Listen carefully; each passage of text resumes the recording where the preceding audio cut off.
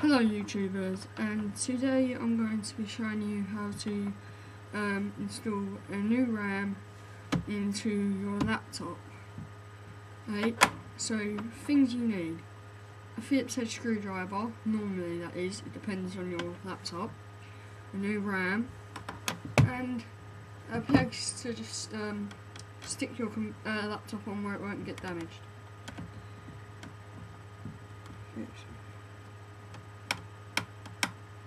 Undo the screws, put that to the side.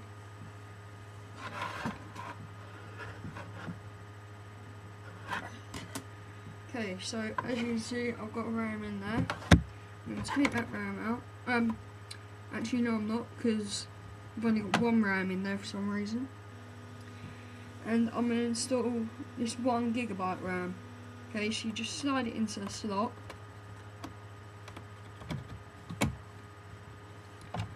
And there you go. It's in. Now what you need to do is attach the cover back on, and you'll have your laptop with brand new RAM.